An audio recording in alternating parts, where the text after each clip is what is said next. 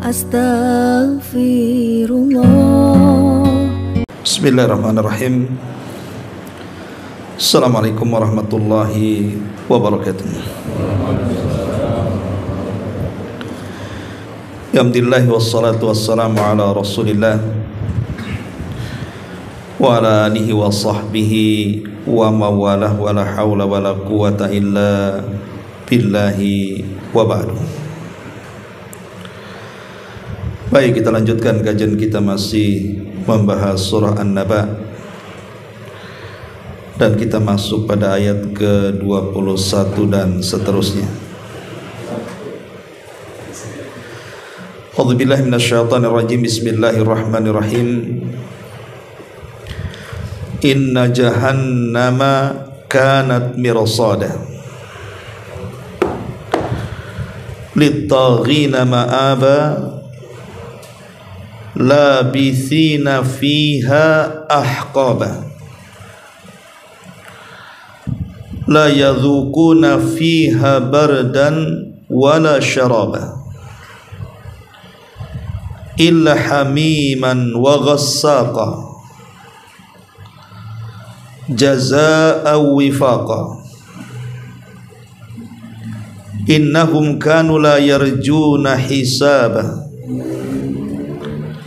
wa kadzabu bi ayatina kidzaba wa kulla syai'in ahsaynahu kitaba fadhuku falan nazidakum illa adzaba.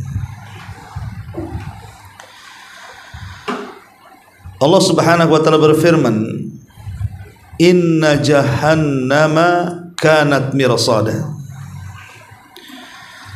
Sesungguhnya neraka jahanam itu merupakan tempat mengintai.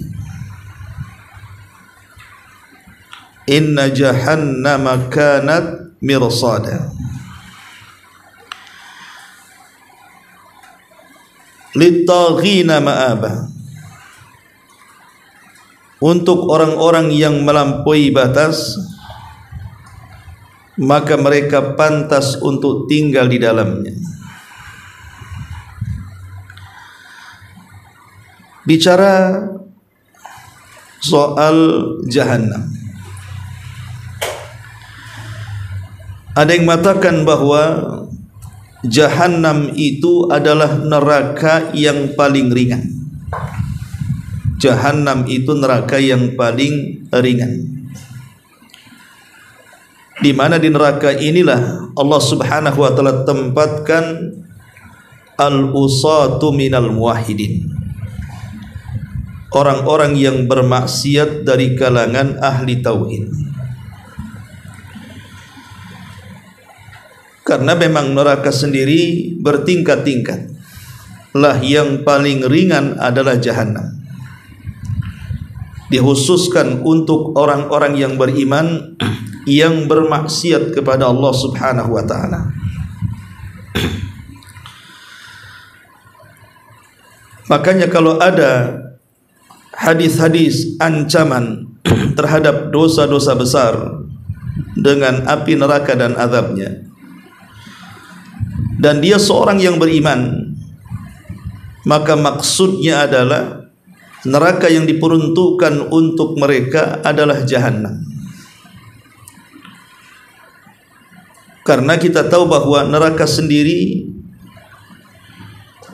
memiliki tingkatan. Ada jahannam, ada jahim, ada ladha, ada sa'ir, ada sakar, ada khutamah, dan ada hawiyah.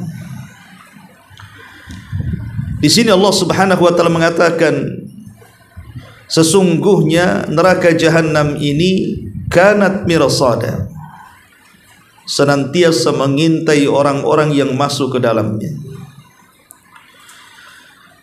Para ulama tafsir mengatakan maksudnya mengintai di sini, maksudnya jahannam akan memburu siapapun yang sudah ditakdirkan untuk masuk ke dalam jahannam dan siap mengadab dengan cara yang sudah Allah tentukan dalam jahannam itu. Kemudian Allah Subhanahu wa taala mengatakan lit-taghina ma'aba, dan jahanam sendiri diperuntukkan untuk orang-orang yang melampaui batas. Ada yang mengatakan bahwa tughyan di sini melampaui batas bagi orang-orang yang memiliki keimanan. Seperti Allah Subhanahu wa taala mengatakan kalla innal insana la yatgha an ra'ahu istaghna. Sekali-kali manusia jangan melampaui batas ketika Allah Subhanahu wa taala bukakan kekayaan kepadanya. Tapi kalimat tagha ataupun taghin juga berlaku kepada orang-orang yang tidak punya iman. Seperti ketika Allah Subhanahu wa taala mengutus Musa kepada Firaun, idhab ila fir'auna innahu tagha. Pergilah kepada Firaun karena dia adalah manusia yang paling melampaui batas. Jadi manusia yang melampaui batas bisa dari kalangan orang-orang yang beriman, bisa juga dari kalangan orang-orang kafir. Lah itulah tempatnya neraka jahanam. Dan jahanam sendiri disebutkan di beberapa ayat dalam Al-Quran dan juga beberapa hadis Nabi SAW. Di antaranya ketika Nabi SAW mengatakan tentang panasnya api yang ada di dunia ini. Kata Nabi SAW, narukum hadhi, api kalian ini maksudnya api yang kita nyalakan di dunia ini, juz'un min sab'ina juz'an min nari jahannam. Itu satu bagian daripada 70 bagian panasnya api jahannam. Bayangkan yang satu bagian saja sudah bisa membakar satu dunia. Bagaimana kalau seandainya dilipat gandakan panasnya sampai 70 kali lipat? Betapa dahsyatnya jahannam panasnya itu. Karena satu bagian saja sudah bisa membakar dunia. Apalagi kalau digabungkan menjadi 70 bagian, seberapa panasnya luar biasa. Kemudian juga Allah Subhanahu wa taala mengatakan, menyebut kalimat jahannam, wasiqal ladzina kafaru ila jahannama zumara. Dan orang-orang kafir akan digiring menuju jahannam dan mereka akan dimasukkan berkelompok-kelompok. Jadi neraka jahannam salah satu neraka yang disebutkan di dalam Al-Quran dan hadis Nabi SAW. Dan sekali lagi adalah neraka yang paling ringan.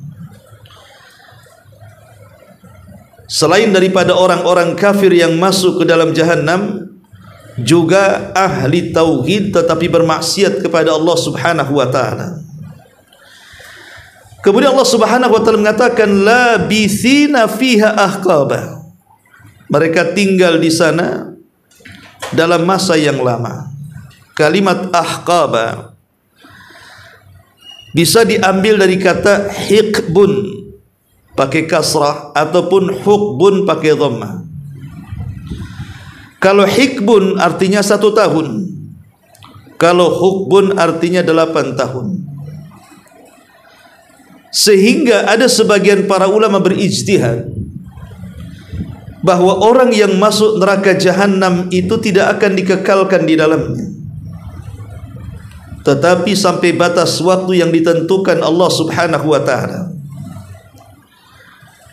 Karena ada hadis Nabi SAW mengatakan, sesungguhnya kelak akan datang manusia ke dalam jahannam dan jahannam terbuka dan tidak ada manusia di dalamnya. Ada yang mengatakan bahwa hadis ini menunjukkan bahwa jahannam itu tidak akan mengekalkan orang yang masuk ke dalamnya. Makanya dia neraka bagi orang-orang yang beriman, yang bermaksiat kepada Allah Subhanahu wa taala. Tapi pendapat yang kuat wallahu alam bahwa semua neraka termasuk di dalamnya jahannam ada yang dikekalkan di dalamnya dan tidak akan pernah keluar lagi dari neraka Jahannam, tapi ada juga yang tidak dikekalkan setelah mendapatkan syafaat dan rahmat Allah Subhanahu wa taala. Di sini Allah Subhanahu wa taala mengatakan labithina fiha ahqaba la yadhukuna fiha bardan wala syaraba. Mereka tidak akan merasakan kesejukan. Ulama tafsir mengatakan bardan di sini artinya raha, tidak akan mendapatkan istirahat. Ada yang mengatakan bardan di sini maksudnya nauman, tidak dapat tidur di dalamnya. Jadi orang yang masuk ke dalam Jahannam, maka mereka tidak mungkin beristirahat, bahkan tidak akan tidur. Jadi mereka akan merasakan azab yang luar biasa, wala syaraba, dan tidak akan mendapatkan minum walaupun setetes dari air yang kita minum di dunia. Tapi bukan berarti tidak diberikan minum. Mereka diberikan minum. Apa minumannya? Illa hamiman, kecuali hamim. Ulama tafsir mengatakan hamim itu artinya dumu, keringat-keringat penduduk neraka. Jadi keringat-keringat penduduk neraka yang mendidih di neraka, itulah sebagai minuman penduduk neraka. Adapun ghassak, na'udzubillah, adalah darah yang keluar dari luka-luka penduduk neraka yang bercampur dengan nanah, yang dididihkan dalam api neraka. Itu juga minumannya. Jadi minuman orang-orang yang masuk ke dalam Jahannam adalah keringat yang keluar dari penduduk neraka yang mendidih di neraka, ataupun darah dan nanah yang bercampur yang dididihkan dalam api neraka. Itulah yang diminum oleh penduduk neraka. Itu maksudnya illa hamiman wa ghassaqa. Kemudian Allah mengatakan jazaa'a wifaqa.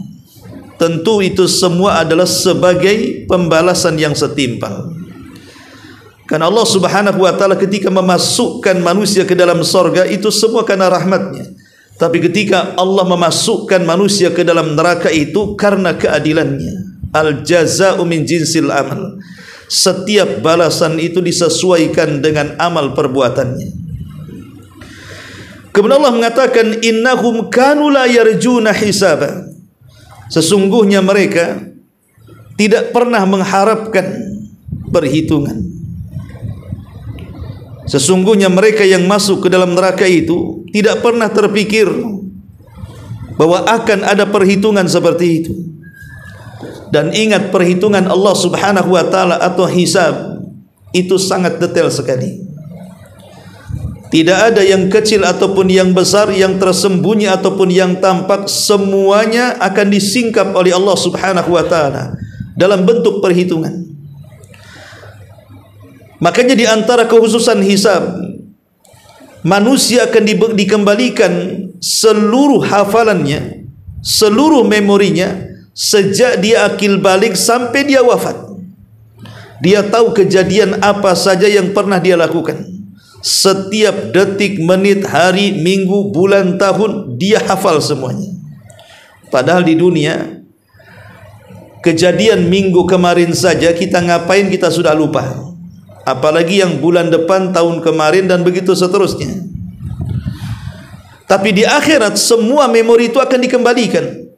Dan ini khususnya hisab namanya. Untuk apa? Untuk mencocoki dengan catatan yang ditulis oleh malaikat raqib dan atid dan malaikat pencatat yang lainnya, sehingga tidak bisa mengelak dari perhitungan Allah Subhanahu wa taala. Lah orang-orang yang masuk ke dalam Jahannam itu, mereka tidak mengira kalau ada perhitungan sedetail ini.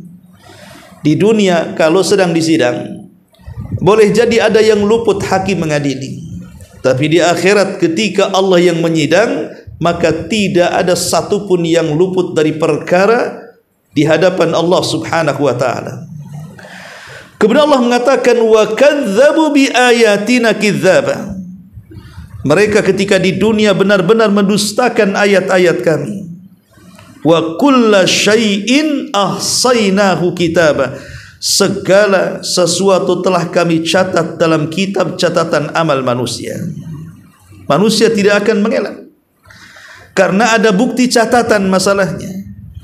Kalaupun seandainya dia mengelak dari catatan itu, ada saksi, dan saksi itu tidak bisa terbantahkan, karena saksi itu dari berbagai macam segi. Pertama dari badan kita, di mana Allah mengatakan yauma nakhtimu ala afwahihim wa tukallimuna aydihim wa tashhadu arjulahum. Pada hari kami tutup dan kunci lisan-lisannya, kemudian tangan-tangan mereka berbicara dan kaki menjadi saksinya. Dari sini lisan sudah tidak bisa lagi mencari dalih untuk pembenaran kepada dirinya. Kenapa? Karena saksinya begitu kuat. Tidak cukup, bahkan kulit-kulit kita pun akan menjadi saksi. Sampai-sampai kemudian ketika kulit dikritik oleh badan yang memiliki kulit dan mengatakan lima syahidtum alaina, kenapa kalian wahai kulit menjadi saksi bagi badanmu sendiri? Maka kulit akan mengatakan antakanallah, Allah yang membuat aku bicara. Aku bisa apa? Allah yang membuat aku bisa bicara. Sehingga tidak bisa mengelakkan. Bahkan bumi yang kita pijak, kemana kita melangkah pada hari kiamat, Allah mengatakan yauma idzin tuhadditsu akhbaraha. Pada hari itu bumi pun ikut bersaksi, menghabarkan beritanya. Si fulan pada detik, menit, jam, hari, malam, siang di tempat ini bermaksiat. Bumi bisa bicara. Belum lagi para malaikat, belum lagi Allah Subhanahu wa taala melihat apa yang kita lakukan selama di dunia. Wa kulla syai'in ahsaynahu kitaba. Maka Allah tutup ayatnya fadzuqu falan nazidakum illa adzaba. Oleh karena itulah rasakanlah, tidak akan kami tambahkan kepadamu kecuali azab Allah Subhanahu wa taala. Inilah ma'asyiral muslimin wal muslimat rahimakumullah, gambaran yang disebutkan dalam surah An-Naba tentang dahsyatnya neraka. Baik, kita akan sedikit bentangkan bicara soal neraka. Ma'asyiral muslimin yang dimuliakan Allah Subhanahu wa taala, neraka ini adalah seburuk-buruk tempat kembali. Tidak ada tempat kembali yang paling buruk melebihi neraka. Makanya Allah Subhanahu wa taala mengatakan dalam surah Al-Mulk ayat 6, walilladzina kafaru bi rabbihim adzabu jahannam wa bi'sal masir. Dan orang-orang yang ingkar kepada Rabbnya akan mendapatkan azab jahannam, dan itulah seburuk-buruk tempat kembali. Neraka adalah seburuk-buruk tempat kembali. Bahkan dia adalah seburuk-buruk tempat kediaman. Rumah yang paling buruk adalah neraka. Makanya Allah mengatakan jahannam yaslaunaha wa bi'sal qarar. Neraka jahannam, mereka akan masuk ke dalamnya, dan itulah seburuk-buruk tempat kediaman. Bahkan jahannam sendiri adalah seburuk-buruk tempat yang akan kita datangi. Allah mengatakan wa bi'sal wardul maurud, dan neraka itu seburuk-buruk tempat yang kalian akan masuki. Bahkan dikatakan neraka jahannam itu lembah daripada kebinasaan. Makanya Allah Subhanahu wa taala sampai mengatakan daral bawar. Neraka itu disebut daral bawar. Daral bawar itu artinya lembah kebinasaan. Bahkan kita tahu bahwa tidak ada yang sanggup orang kalau dimasukkan ke dalam neraka bagaimana azab yang akan diterimanya. Ingat hadis tentang seseorang yang ketika di dunia tidak pernah susah hidupnya, mulai brojol lahir sampai mati senang saja hidupnya itu, tidak pernah susah. Kemudian orang ini ditakdirkan masuk neraka, dihadapkan di hadapan Allah Subhanahu wa taala. Kemudian Allah perintahkan malaikat untuk mencelupkan orang ini ke neraka satu celupan. Setelah diletakkan satu celupan, kemudian dihadapkan kembali ke hadapan Allah, kemudian Allah mengatakan, hal marra bika min ni'amin qad, apakah masih terbayang kenikmatan yang pernah engkau cicipi di dunia setelah kucelupkan kau ke neraka? Maka dia mengatakan, ya Rabb, sama sekali seolah-olah aku tidak pernah merasakan nikmat itu.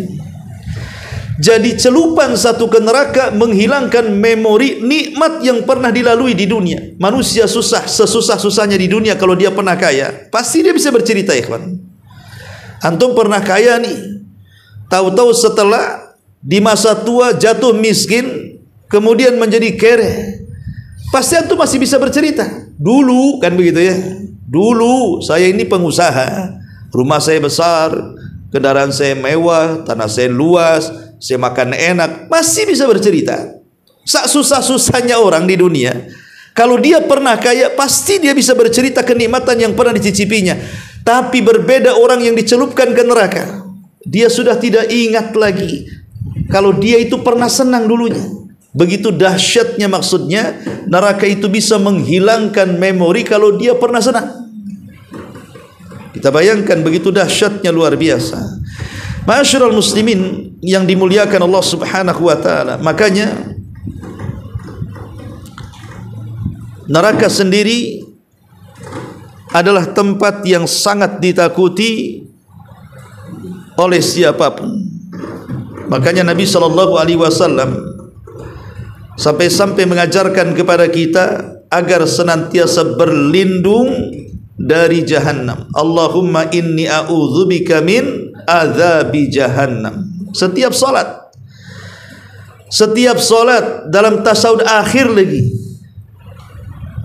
kita disuruh untuk berlindung dari 4 perkara tuh. Salah satunya adalah azab jahannam. Saking dahsyatnya kan gitu.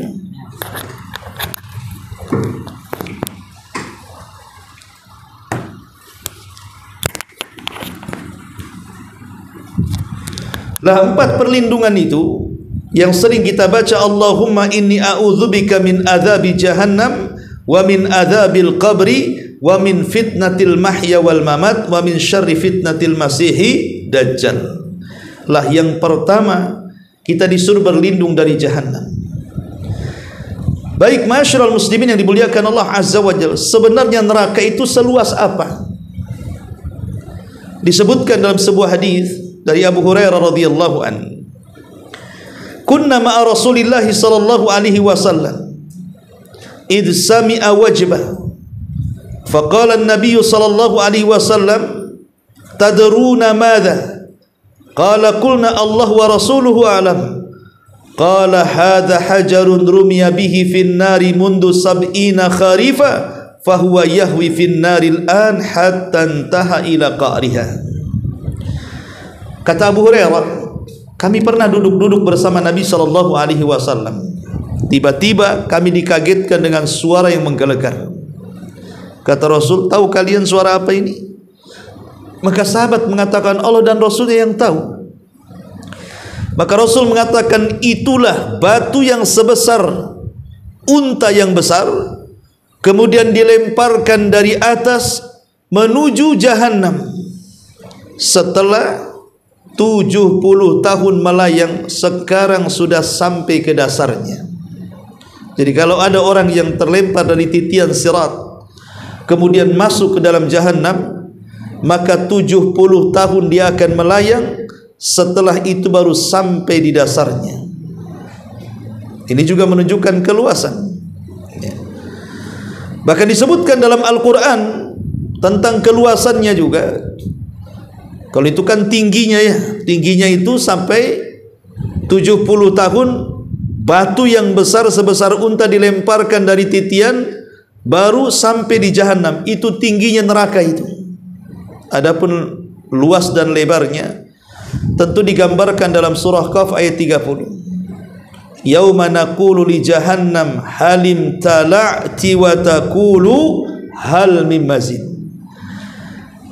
Ingatlah pada hari ketika kami bertanya ke dalam jahannam, apakah kamu sudah penuh wahai jahannam? Kata Allah.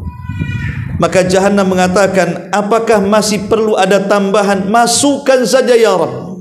Kalau ada tambahan, masukkan saja. Padahal kita tahu bahwa penduduk Jahannam itu, fisik mereka itu akan berbeda dengan penduduk sorga. Karena fisik penduduk sorga itu akan dikembalikan seperti fisik Adam. Tingginya 60 hasta atau 30 meter dan lebarnya 7 hasta ataupun 3,5 meter. Baru kemudian mereka masuk ke dalam sorga. Tapi penduduk neraka itu tidak jelas berapa besarnya. Karena Nabi SAW mengatakan dirsul kafir au nabul kafir mithlu uhudin wa ghiladu jildihi masiratu thalathin. Gigi gerhamnya, antum tahu gerham? Ini gerham, gigi gerham itu sebelah sini. Gigi gerham orang kafir atau gigi taringnya, maksudnya gigi depannya, besarnya seperti gunung Uhud. Satu gigi itu seperti gunung Uhud. Bayangkan berapa gigi dalam mulut itu. Sebesar gunung Uhud tuh giginya, macam mana mulutnya? Giginya saja, satu gigi gerham itu seperti gunung Uhud. Macam mana mulutnya? Macam mana mukanya? Kemudian kata Nabi SAW, tebal kulitnya orang kafir sejauh perjalanan 3 hari. Kalau kita lihat tebal kulit kita ini, seberapalah tebal kulit? Tapi tebal kulitnya orang kafir, kata Rasul, perjalanan 3 hari. Kita bisa bayangkan sebesar apa orangnya, kan begitu? Giginya saja, setiap gigi sebesar Uhud, ketebalan kulitnya saja perjalanan 3 hari. Menunjukkan satu orang saja sudah raksasa tuh. Tetapi walaupun manusia, satu manusia besarnya sudah luar biasa sendiri, sampai-sampai Rasul mengatakan ma baina mangkibai al-kafir masirata 30 ayyamin liraqibil musri. Jarak antara kedua pundak orang kafir, jarak antara kedua pundak ini dari sini ke sini, ya, itu perjalanan 3 hari dengan kendaraan yang sangat cepat. Sampai mana coba kalau antum 3 hari itu naik motor itu, nggak usah berhenti. Itu lebar bahunya tuh. Berarti kan kalau giginya sebesar Uhud, kemudian kulitnya setebal perjalanan 3 hari, kemudian jarak bahunya juga sama sejarak 3 hari perjalanan dengan kendaraan yang sangat cepat. Kita bisa bayangkan berarti penduduk neraka itu besar-besar badannya tuh. Lah ketika itu, bayangkan berarti kalau orang masuk ke dalam neraka, apakah neraka penuh? Tidak. Allah mengatakan halim talati, penuhkah engkau wahai Jahannam? Malah Jahannam kemudian menawarkan hal mim mazid, masih tambah ya Rabb, masukkan saja. Kalau tidak luas, tidak lebar, tidak mungkin menampung penduduk neraka, kan?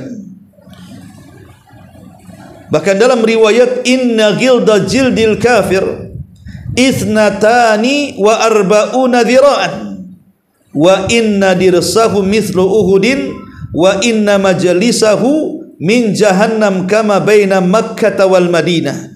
Sesungguhnya tebal kulitnya orang kafir 42 hasta. 42 hasta.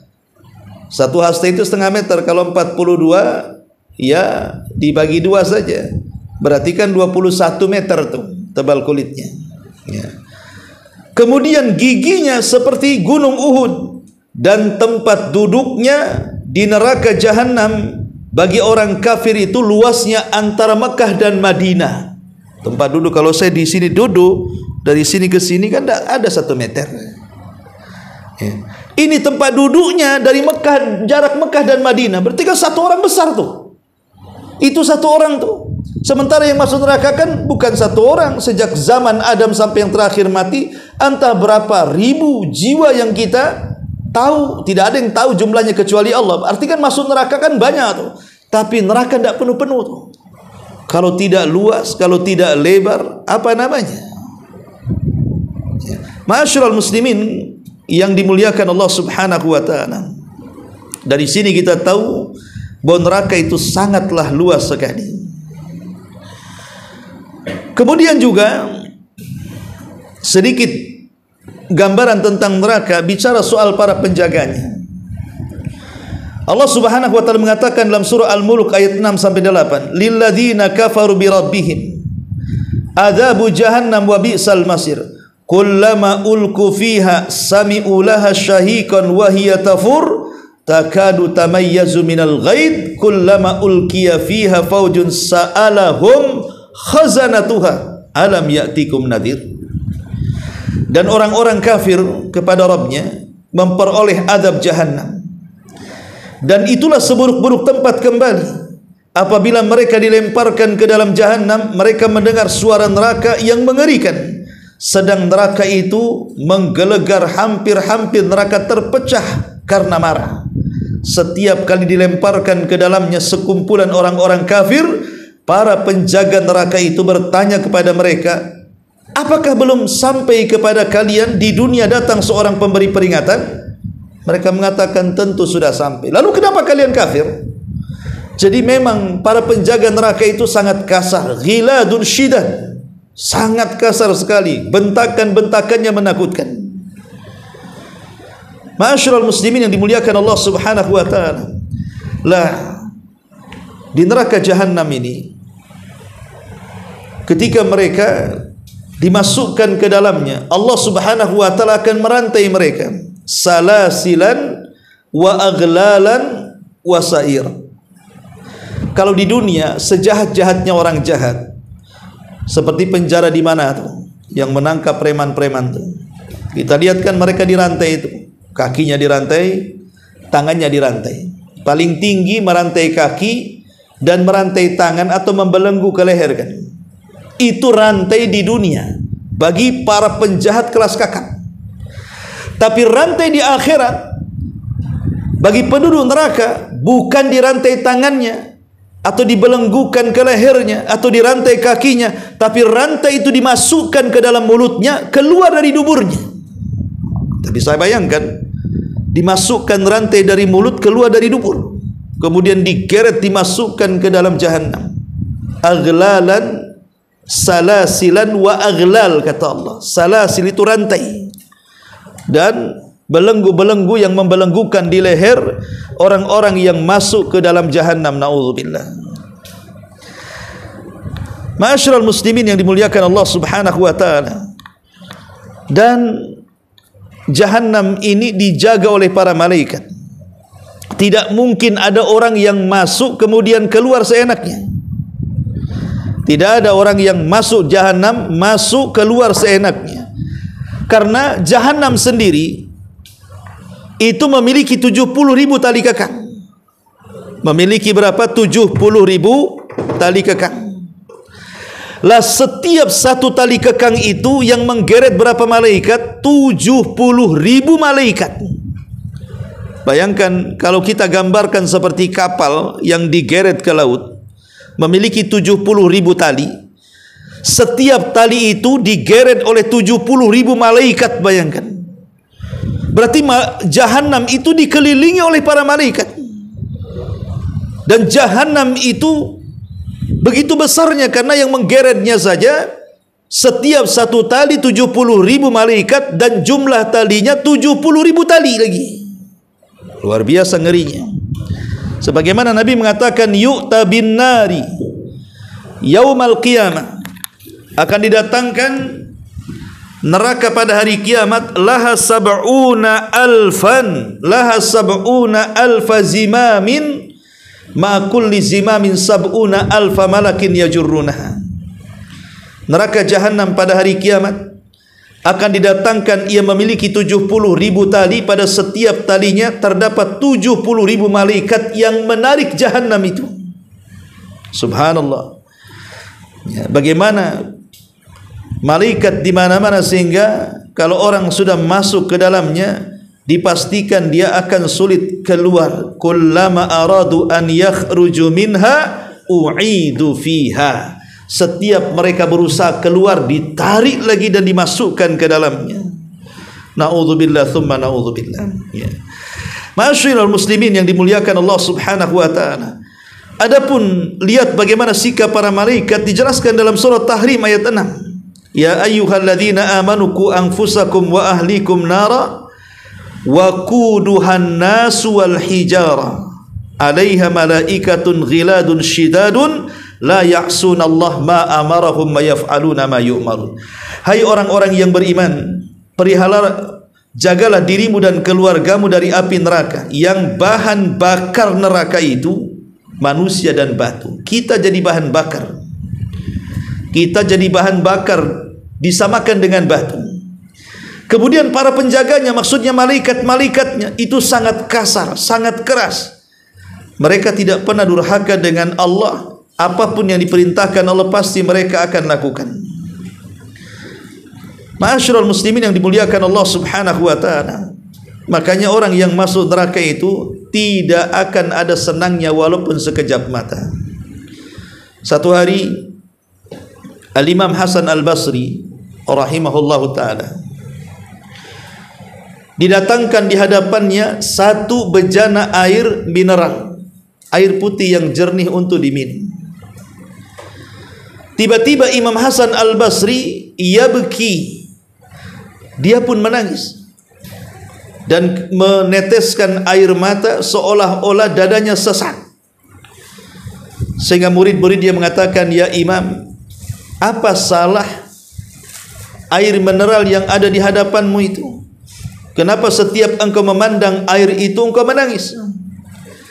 Maka Imam Hasan Al-Basri mengatakan, tadzakartu umniyata ahlin nar. Aku teringat dengan cita-cita dan angan-angannya penduduk neraka. Murid-muridnya mengatakan, ya Imam, apa cita-cita dan angan-angan penduduk neraka itu? Maka Imam Hasan Al-Basri mengatakan, tadzakartu qaulallah. Aku teringat dengan firman Allah Subhanahu wa taala, wa nada ashabun nar ashabal jannah an afidu alaina minal ma au mimma razaqakumullah. Ketika penduduk neraka melihat penduduk sorga, mereka sedang minum dengan puasnya, makan dengan lezatnya, mereka mengatakan kepada penduduk sorga, afidu alaina minal ma, bisa enggak kalian berikan kepada kami walaupun setetes air yang kalian minum? Atau bisa enggak kalian lemparkan makanan yang kalian makan? Afidu alaina minal ma au mimma razaqakumullah. Tetapi penduduk sorga mengatakan, tidak bisa, innallaha harramahu ma'alal kafirin. Oh tidak, karena Allah sudah mengharamkan ini semua bagi orang-orang kafir. Dari sini kita tahu bahwa orang yang masuk neraka itu, maka mereka tidak akan pernah istirahat, tidak akan pernah senang. Sebagaimana Allah mengatakan, la yadzuquna fiha bardan. Mereka tidak akan merasakan kesejukan, ketenangan, apalagi tidur. Wala syaraba illa hamiman wa ghassaqa. Bahkan tidak ada minuman kecuali yang mendidih dan nanah-nanah penduduk neraka. Yang Allah katakan, wasuqu ma'an hamiman faqatta am'a'ahum. Mereka penghuni neraka diberi minum dengan air yang mendidih sehingga memotong seluruh usus-usus di dalam perutnya. Naudzubillah. Bahkan makanannya itu diambil dari pohon yang akarnya menancap di dasar jahanam, kemudian batangnya menjulang ke atas neraka, buahnya disebut zakum. Itulah makanan penduduk neraka. Allah Subhanahu wa taala mengatakan dalam surah Ad-Dukhan ayat 43 itu, inna syajarata zakum ta'amul athim kal muhli yagli fil butun kaghalyil hamim. Sesungguhnya pohon zakum itu adalah buah zakum, di dalamnya ada buah zakum. Itulah makanan orang-orang yang banyak melakukan dosa yang masuk neraka. Apabila makanan itu masuk ke dalam perut, maka makanan itu akan mendidih dalam perut seperti mendidihnya air yang panas sekali. Bahkan zakum itu tidak akan sempat masuk ke perut. Kenapa? Karena buah zakum itu berduri masalahnya. Pohon zakum itu berduri, kalau dimakan tidak sampai ke perut, tetapi dia tersangkut di tenggorokan. Makanya kemudian Allah mengatakan, la yusminu wa la yughni minju. Penduduk neraka itu tidak akan pernah gemuk. tidak akan pernah merasakan puas dalam minum, karena yang mereka makan zakum, buah berduri, yang kalau dimakan itu nempel di tenggorokan, tidak sampai masuk ke dalam perut. Dan kalau didorong dengan minuman yang mendidih justru akan menghancurkan perutnya. Makanya kalau Nabi SAW ketika menggambarkan bagaimana pohon zakum dan buahnya ini, Rasul sampai mengatakan, lau anna qitratan minaz zakum qatarat fid dari dunya la afsadat ala ahli dunya ma'asyahum. Kalaulah saja setetes dari buah zakum menetes di dunia, niscaya akan menimbulkan kerusakan terhadap seluruh kehidupan penduduk dunia yang ada di dunia ini. Hancur semuanya. Satu tetes zakum kalau sampai diteteskan di dunia menghancurkan satu dunia, kata Nabi. Subhanallah, ya.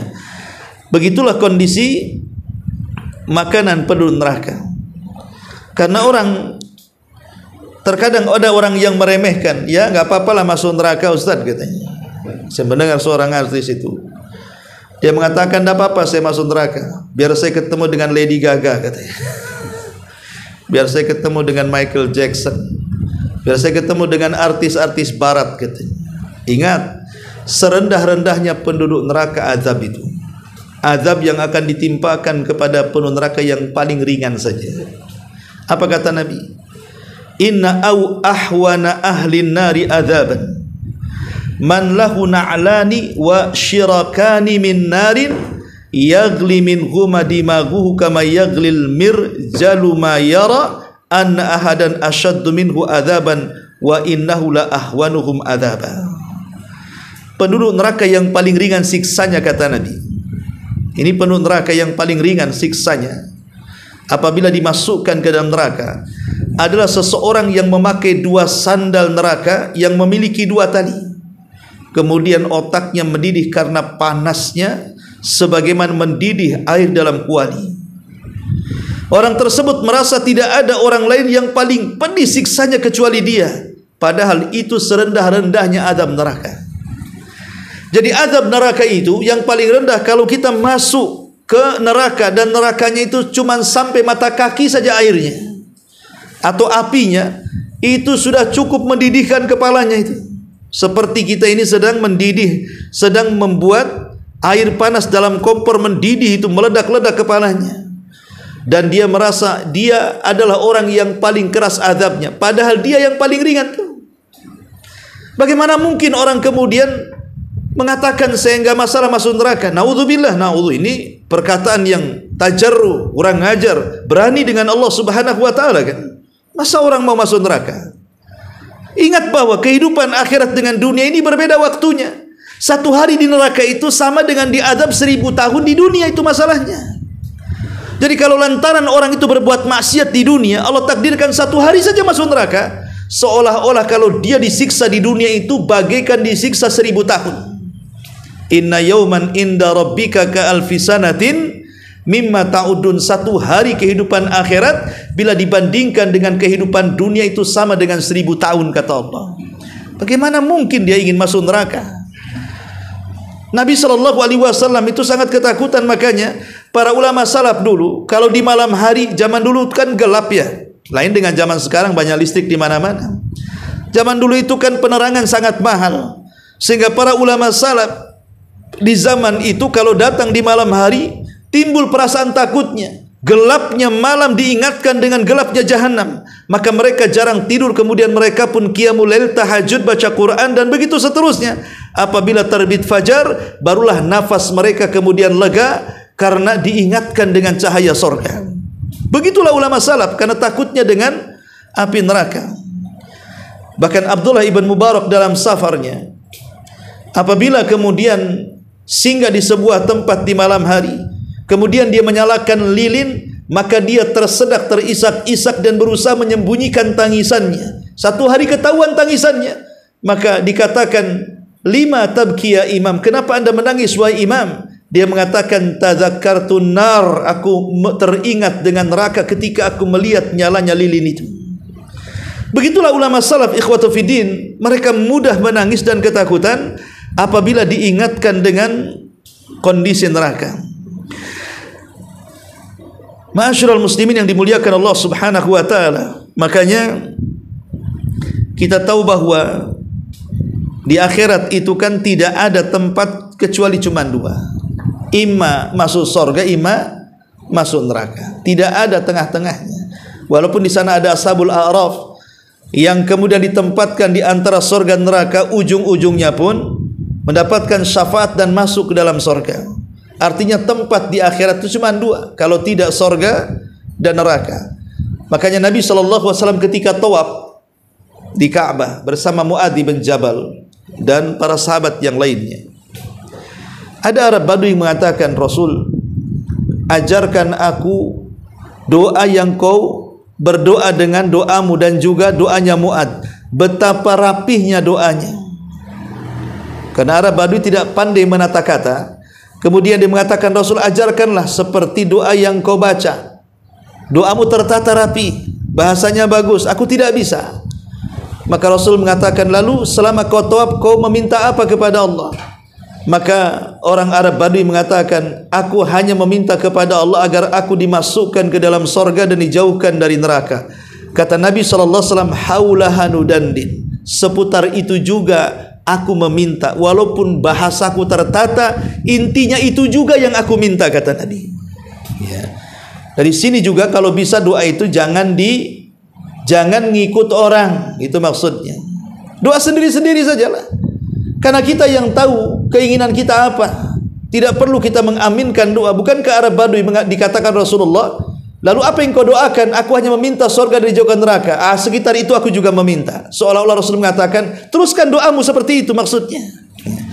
Dari sini kita tahu bahwa sebaiknya kalau kita hendak berdoa, berdoalah dari hati kita. Jangan ikut doa orang. Ma'asyiral muslimin yang dimuliakan Allah Subhanahu wa taala. Dan banyak lagi kalau bicara tentang kondisi neraka, yang jelas bahwa sebagaimana kondisi surga tidak bisa dibayangkan kenikmatannya, sebagaimana Rasul mengatakan, a'dadtu li ibadis salihin ma la ainun ra'at wa la udhunun sami'at wa la khatara ala qalbi bashar. Aku telah peruntukkan bagi hambaku yang saleh surga, kenikmatannya tidak bisa dilihat mata, didengar telinga, terlintas dalam otak saja tidak bisa, maka neraka pun sama. Tidak bisa kita bayangkan kengeriannya. Makanya Nabi SAW sampai mengatakan, lau ta'lamuna ma a'lamu la dhahiktum qalilan wa la bakaitum katsira. Kalau kalian tahu apa yang ku tahu tentang dahsyatnya neraka, tentu kalian akan banyak menangis dan sedikit tertawa, kata Nabi. Cukuplah hadis ini menunjukkan betapa ngerinya kehidupan neraka kelak pada hari kiamat. Wallahu alam. Ini di antara keterangan surah daripada An-Naba, dan insyaallah tinggal satu pertemuan lagi. Selepas itu kita beralih kepada tafsir surat-surat yang lainnya. Baik, sampai di sini kita tutup dengan doa kafaratul majlis. Subhanakallahumma bihamdika asyhadu an la ilaha illa anta astaghfiruka wa atubu ilaik. Allahu taala alam. Assalamualaikum warahmatullahi wabarakatuh.